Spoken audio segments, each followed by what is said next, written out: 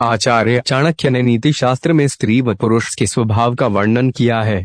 आचार्य चाणक्य ने अपने ग्रंथ में स्त्री व पुरुष में होने वाली बुराइयां भी बताई हैं। चाणक्य कहते हैं कि कुछ बातें ऐसी होती हैं जो ज्यादातर महिलाओं के स्वभाव में होती हैं।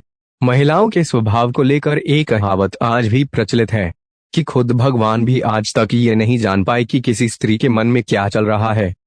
चाणक्य ने महिलाओं के बारे में कई बातों का उल्लेख अपनी चाणक्य नीति की पुस्तकों के अलावा अन्य पुस्तकों में भी किया है। इनमें से कई बातों से हम असहमत हो सकते हैं और कई से सहमत। चाणक्य यह बातें उस काल की स्थिति और परिस्थिति को देखकर लिखी थी।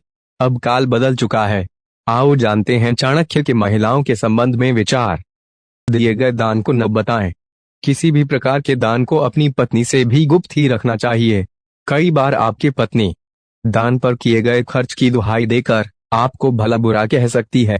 अपमान को छुपाकर रखें। चाणक्य कहते हैं कि पति को कभी भी अपने साथ हुए अपमान के बारे में नहीं बताना चाहिए, क्योंकि बाद में जब पति पत्नी के बीच छोटी बात पर भी विवाद होता है तो पत्नी इस अपमान का ताना देने से चूकती नहीं है।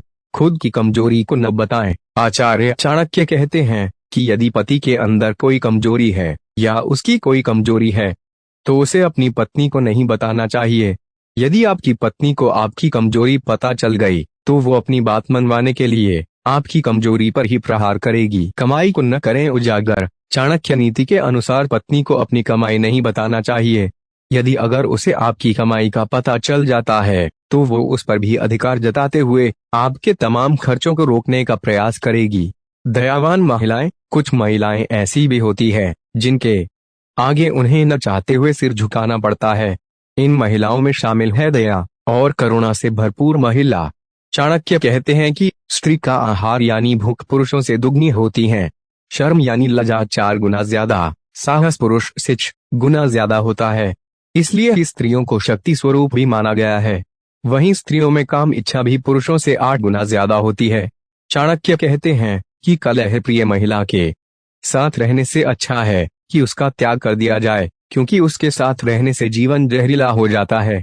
ऐसे पति या पत्नी जो हमेशा गुस्से में रहते हो, अपशब्द बोलते हैं और इस वजह से परिवार का माहौल बिगड़ जाता है, ऐसे में इन लोगों का त्याग कर देना ही उचित होता है। ऐसे महिला जो वेश्य है उसको धन से मतलब होता है, किसी के दुख से नहीं। ऐसे महिलाओं के समक्ष दुखों का बखाना करना मूर्खता है।